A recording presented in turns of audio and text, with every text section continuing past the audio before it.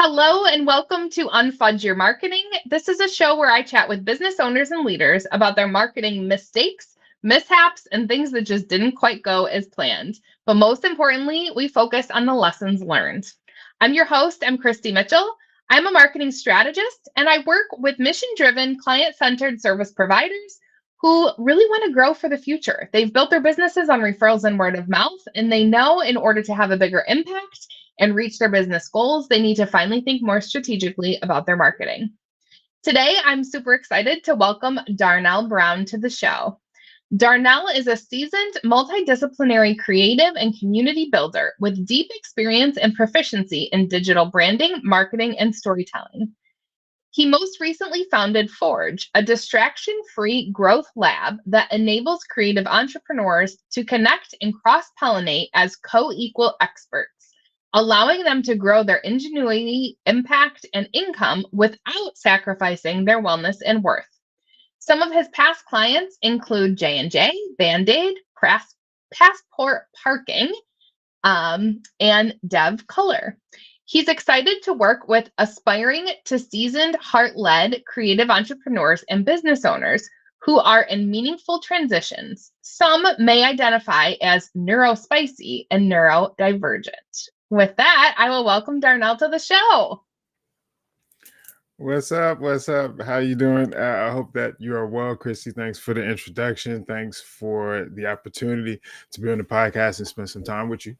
Yes, I am so excited for our conversation today. Gosh, and I was already excited to chat with you, but reading your bio and remembering our very first conversation we had a couple of months ago, I'm really excited to jump into this with you today. I always like to let my listeners know how I met my guests. So you and I met on LinkedIn. I feel like our paths kept crossing, and finally, one of us reached out to the other one and said, we should really get on a call and explore. I love. I just want to say, I love the terminology you use, cross-pollinate. Ooh, okay. I appreciate that. Yeah, I appreciate it. It took a while. I perhaps may have heard that somewhere down the line and may have remixed it into a particular context, because like when you look up the definition, it's like talking about stuff in the plant world is how that term is usually used.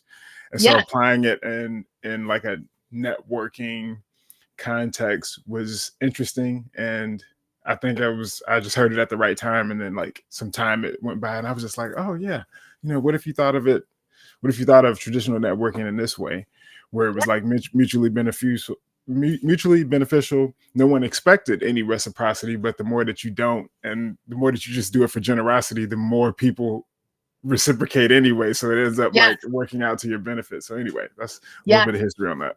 Yes, I love that. And that was what resonated with me, I think, when we were exchanging DMs on LinkedIn. It was like, okay, I can tell this guy is all about collaboration and I want to have a discussion. So I love it. We're already talking about other ways that we can collaborate together. But for today's show, we were going to chat about an experience you had hiring a marketing company. And they were really focused on cold outreach and attracting clients to high ticket offers via automations and kind of scripts and some canned stuff.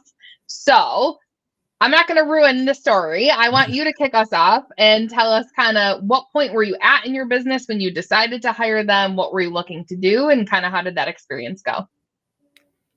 Yeah, so this may have been, I wonder, was this pre-COVID or post? I'm thinking closer to the post side. And so, yeah, this would have been within the last 5 years. And I think I was at the point where I was starting to get into online courses and producing them and selling them and trying to attract students to those courses. And so I hear from this company on LinkedIn one day out of the blue, as you probably receive as well, to just cold outreach in and of itself. So it's a little bit ironic that happens. But anyway, you just not necessarily ignoring any red flags, but that whole if it's too good to be true, it usually is type of thing. And maybe they were even using automated messages on me, and I just responded and was like, okay, well, yeah, maybe we'll give this a whirl, because I'm trying to attract students to the courses. And in theory, if it can work for high ticket offers, it should be able to translate for low ticket, because because it's, it's whatever you're selling is much cheaper and stuff. But they were like, we understand that you are doing low ticket offers and our model does translate to this, and you can get X amount of return within this time frame.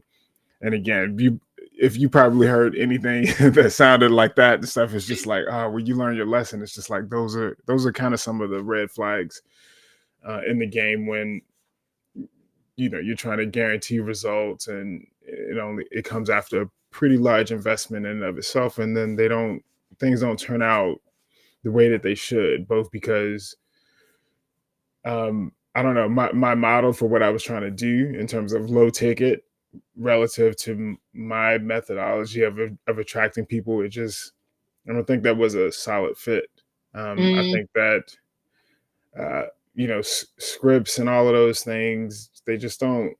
I don't know. They didn't work well for the way that I like to converse and get to attract people into my orbit. yeah. Um, and so that so the automation scripts part didn't work, nor did the return on investment part happen. And then on top of that, it just, as I mentioned, it doesn't seem like that model can work in a low ticket offer context when you would think that it automatically would translate. Yeah. But usually when you have models like that, and I don't know if you've went through it yourself, Kristi, where it's an ads marketing agency, or they say, we'll work off a commission base or whatever it may be to produce higher results for you. So even in your business, Kristi will attract all of these people and stuff to you for high ticket offers. So high ticket, we're thinking like at least $10,000 plus offers for a client, and you're trying to place that model on selling memberships to a course, or Hmm. selling enrollments, excuse me, to a course Yeah. that for me at the time was priced at around like the $500 mark. Yeah. And I think the crux is because those models, the ones that didn't work for me, are usually based around you creating a bunch of discovery calls, and then a handful of those people will buy your high ticket offer. So it's all about attracting a bunch of people to get on phone calls and stuff with you. Again, for course enrollments, at least in my context, we didn't even have that process in there in the first place. It's Right. usually just kind of go to the website, see what you think about it, and enroll at that point in time. Yeah. So again, it was just, and I got sold on the promise that, this model could work even for low ticket offers. And Yeah. that was the big hang up. Yes. I think that's so interesting, Darnell. And I think it is a very common, well, I think it's a common trap that business owners can fall into, right? When you get a message like this on LinkedIn or in your email or wherever, you get reached out to by a company and you're like, oh, well, it worked for what you sold and I'm selling something that costs less. So like it should work. So yeah, I think it's it makes sense why you would think that, right? Well, I'm selling something cheaper, so of course that model would work. Right. And then as we like unpack it, like you just did for us, it's like, well, really, it's a whole different model of selling. And it's interesting timing we're having this conversation because I had a Okay. discovery call not too long ago with a woman who has like a side hustle business. She's a consultant and in a very niche industry. And she's like, well, I don't really, because I still have a full-time job, I don't really have a lot of bandwidth to sell my like higher ticket consulting things. I really want to sell this ebook that she created. Again, Okay. highly specialized, like niche market. And I'm like, I don't know if it's going to make sense for you to work with me because my clients are usually selling. I mean, they might sell some of those lower ticket things, but to be able to invest in the type of marketing that I teach my clients, which is that like strategic foundational marketing, it's like it's an investment up front and you know that the payoff will come. But I do not promise results Mhm. because just like you, I see that as a red flag when marketing Mm. companies do that. It's like, oh, you just do this and then you get this result and it's good to go. It's never that simple and straightforward. Marketing doesn't work that way. No matter who's trying to tell you it does, it doesn't work that way. But to your point, what you're saying is like the investment level, right? If it's a numbers game and you're just trying to sell a whole bunch of an ebook or a course or whatever that lower ticket thing is, you need the volume. You need Mm, to get in front of a lot more people, get a lot more eyeballs on that page to get those conversion numbers to work out the way that you want. So it really is a totally different model than, okay, we're selling a $10,000 coaching consulting package. We only need how many people to get on calls to convert? You need fewer conversions, right? To justify the investment that you made and upfront. voila, to justify the investment. And so the red flag comes when the company says something like, and you'll probably see a bunch of these. Like now that I've mentioned it, like it's almost like if you bought a new car, Volkswagen or something like now, you're going to Yes, start seeing Volkswagens everywhere. It's just like they guarantee, to your point, oh, we'll guarantee you, an influx of 30 new discovery calls by new clients on a monthly basis. At what you said, even if you're looking at simple math at converting one of those clients every month, that's worth $10,000, and you're investing in this company, just as an example, on a monthly basis, $2,500. That looks like $7,500 profit, and 30 new client calls happen all the time. But again, yeah, when it comes to course enrollments, that's not usually how things work. Like you don't even right, have a discovery call process, nor right. is your offer that high. To your Hmm. point, a lot more, you need a lot more volume, and it's never that simple. There's so much nuance in marketing. It's Yeah. never that simple. Yeah. Yeah. So red flags we're hearing, right? One of them is those promises of certain results. And it sounds like too, this company was pretty savvy at being like, oh yeah, it works for us, it'll work for you. So Yep. I mean, I always say on the show with my guests, Darnell, Okay. like hindsight is 2020, right? Looking back, are there other kind of red flags or things that maybe you picked up on after the fact, or maybe questions you were like, I should have asked that, and that would have helped me realize, like, is there anything when you look back on this experience that maybe you would have done differently or seen as maybe another red flag? Yeah, I definitely wouldn't have. I would have. I don't know. Followed the gut instinct of that old adage. If it sounds too good, it's to be true. It usually is. So Yeah. I probably wouldn't have fell for that opportunity in the first place. Hmm. Secondly, I probably if I had fallen for it, I probably would have exited out much earlier in it.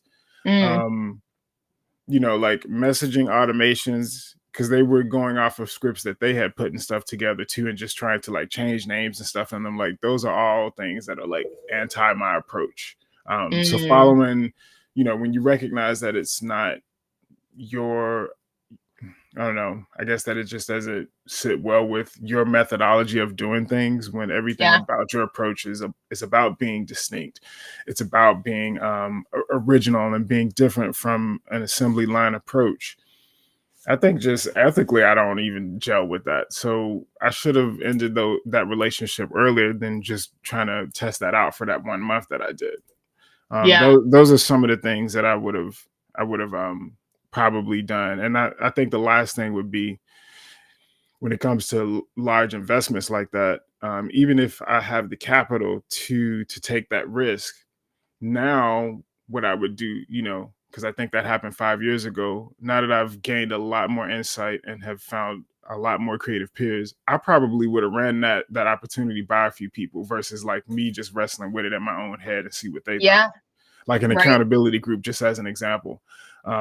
Because usually, I think females' intuition is even stronger than guys, and I have quite a few of them as my creative peers and stuff. So I think sitting with them and kind of bouncing it off would have been like, oh no, that's a red flag, or that's not worth the risk, just as an example. So those are some things I would Yeah. do different.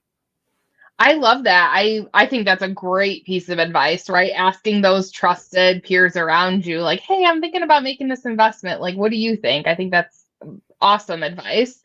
And I want to go back to something you said that I picked up on in that, Okay. Darnell, that messaging piece. You were like, yeah, they basically just took what they were already doing and like swapped out some words and like that was it. And it sounds like, for you, and I know just on our very short timeline of the relationship we've established is like, you're a really collaborative guy. You do things a little bit differently than other people. I think you value relationships. And so when you see this kind of like cut and paste generic messaging going out from you and your business brand, I'm guessing that didn't sit well with you. Oh no, no, absolutely. Because I was looking at it and I was just like, no, I would change 1,000 things about this. This isn't my voice. This isn't how I talk.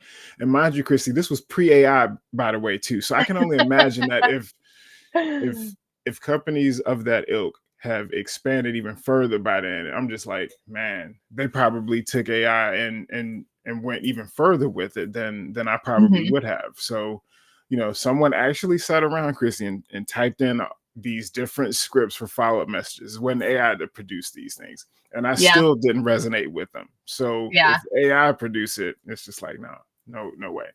Right.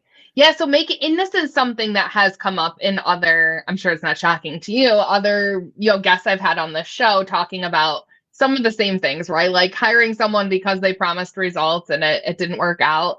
And the messaging piece is a big one that comes up with a lot of guests on this show in terms of, gosh, it just didn't sound like me when I hired someone else to do it. And I think that business owners have to have that discerning eye and ask those questions and push back. And I think it can be challenging because I think a lot of times, right, with marketing, you're hiring someone because you want it off your plate. You want someone else to take care of it.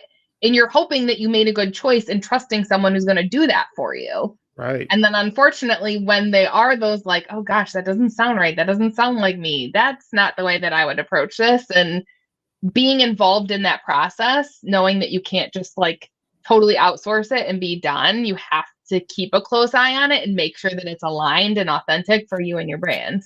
1,000%. And again, this was pre-AI. So imagine now how much, if you're a specialist at what you do, that your voice needs to be captured, that a person needs to feel like whatever you sent me was not automated and or AI generated for me to Yeah. feel like this is going to be a relationship worth producing. Right. I mean, so take it in basic terms, take it in a dating context. If you walk up to somebody and you looked at all of these scripts that an agency produced for you and they said things like, hey, what's a nice girl like you doing at a place like this, and all you're doing is like changing the name or something on it, and you walked up to someone and said that, it's just like, what? Like, of all things, not only is this phony and not true to me, it's not even good game. Like, a person is going to see this and be immediately turned off. If anything, I'm turning people off by like sounding like that. So it's just like, you, to your point, even if you're going to train AI to create your own chatbot to sound like you so that you can dish out more messages, like, there's so much nuance there to where, again, it needs to feel like a person actually took the time to address you, that they understood what they needed to before you ever outreach. And so I Mm-hmm. learned so much from that lesson that I was just like, okay, all of that wasn't right. The counterintuitive approach is to actually, if I'm going to do cold outreach, to message them like I would if I was meeting them in real life. There's a little bit of courting trying to go on, just in terms of like, you're trying to elicit a response and stuff from them so that they can see that you're worth their time of day. But you also need to prove that you've actually reviewed their profile or at least meshed with their content. All of these things Right. need to happen in your first outreach, just for Yeah. them to even respond to that. And that agency had none of that going on. It was just, hey, Kristi, because, well, actually said, hey, name. I put in your name, Kristi. Hey, Kristi, I'm Darnell. This is this course and stuff I'm producing, and I'm curious to see if you want to, like, you'd be interested in joining this course. There are a gazillion things wrong with that as being my first outreach. I'm trying to sell you on Yeah. something that I don't even think that you may or may not need. That's what I'm saying. So it was all Yeah. of those things that were wrong. Right. I love that you're tying this to like a dating analogy because I've talked about this before. Other marketers have talked about this before in terms of like, you don't ask for the sale. You don't ask somebody to marry you until you've been dating them and you get to know them and there's a relationship there. So you're taking it even like one step further with that, is like, you don't just pull some messaging out of a bank and be like, hey, let me throw this out and maybe this will end up being, my girlfriend or my wife someday. Like, no, get to know the person, have a relationship. 1,000%, because people overcomplicate marketing, and this is the Unfudge Your Marketing podcast. And the biggest thing is just like, yo, marketing, it is dating, man. It's dating in a professional context, but especially if, to your point, to the example that you gave, if you're a consultant or you have if people are buying your advice or your guidance or your direction or your strategies, and you have direct contact with them, going all the way back to the beginning of that relationship, whether it was a referral from someone else, then that's a great thing because you have way less courting to do because you got the endorsement of someone that they already trust.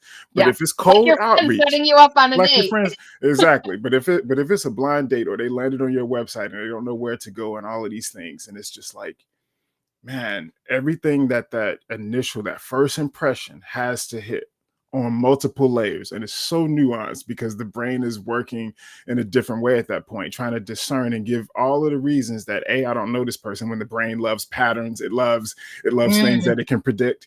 And you're a person that they know nothing about that has disrupted whatever that they were doing because it just got messaged out of the blue. So everything that you do, whether it's through a LinkedIn message, whether it's through a discovery call that you hop on them, there's so much nuance there. You can't script that out. Sometimes it's the fact that y'all have kids that go to the same school or something that could be the point that says, oh, well, this is, you just bypass a whole bunch of stuff. But when you start right. to find those common connections, but the first outreach is everything.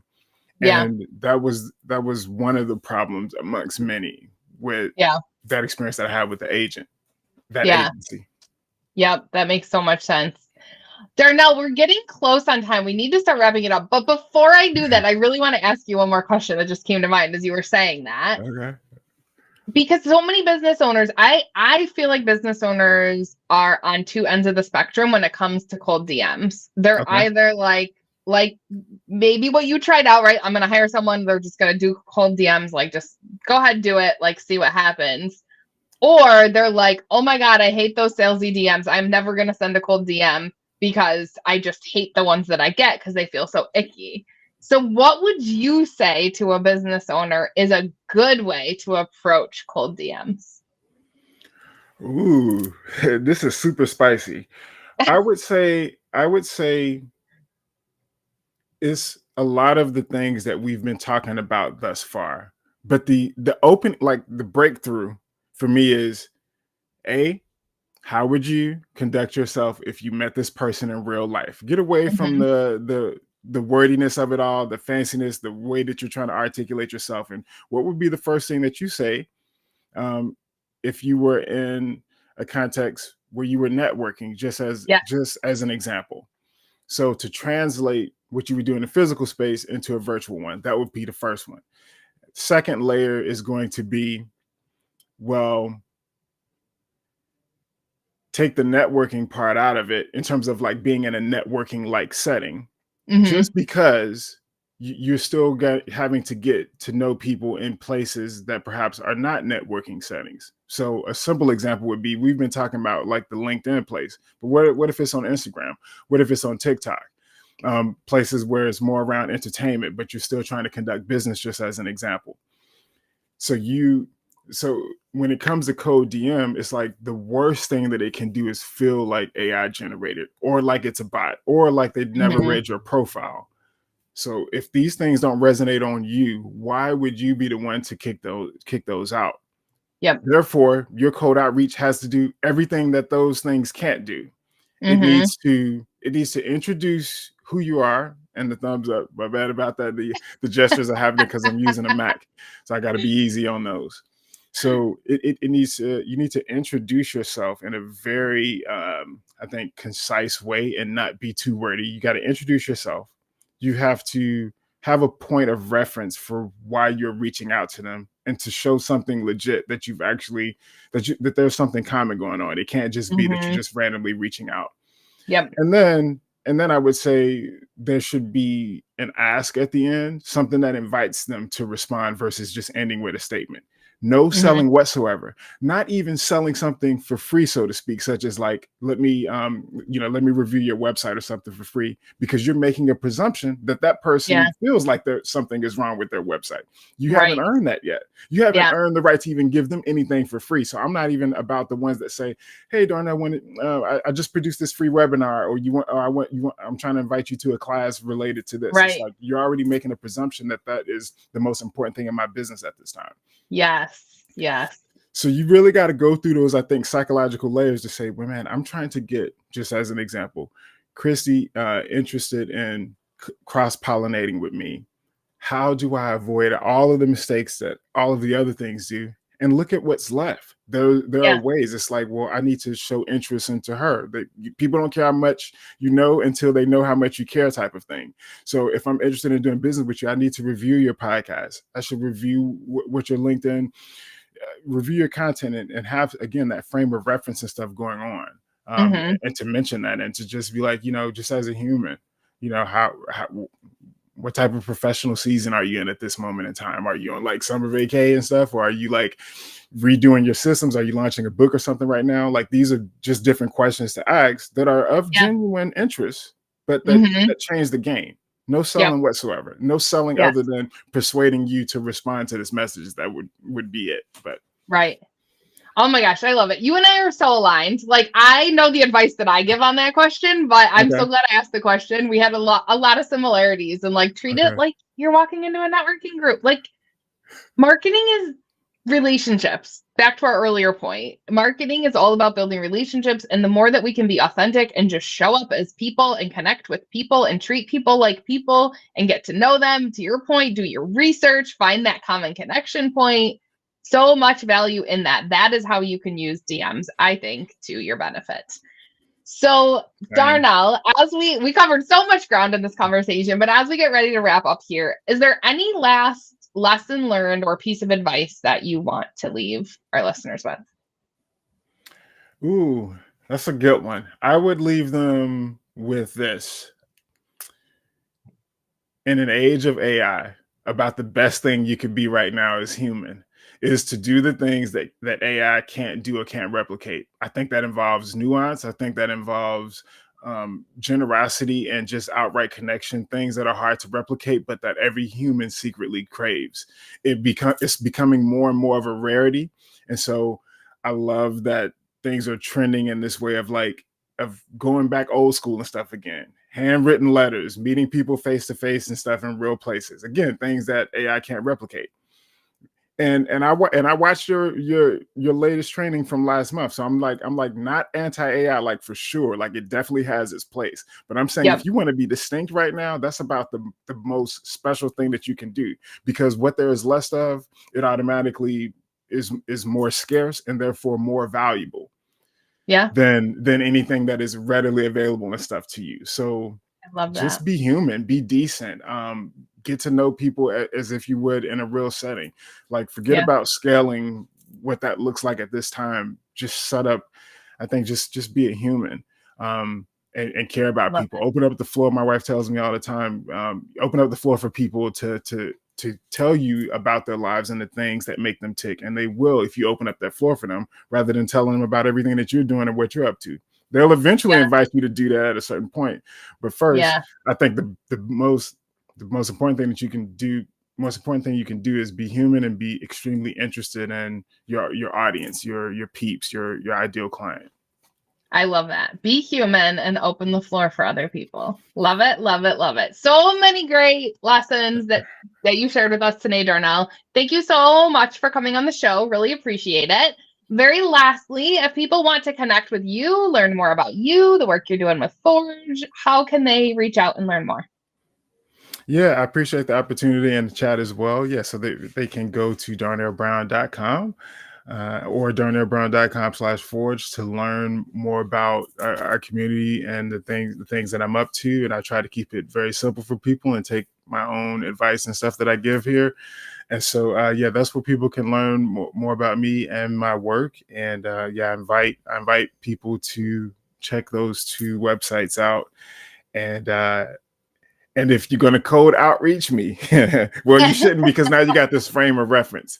Just be Yes. human, man. Just be human. That's Let it. Darnell know that you heard about him on Unfudge Your Marketing. Exactly. Awesome. And I will automatically know. I will automatically know. And yeah, let's do it that way. Start a conversation. Perfect. Thank you so much, Darnell, for your willingness to come on and talk about your marketing experience. Thank you for the invite. This was great. I appreciate your questions and your insights as well, Kristi. And hello to your listeners and watchers out there. All right. Until next time, everybody.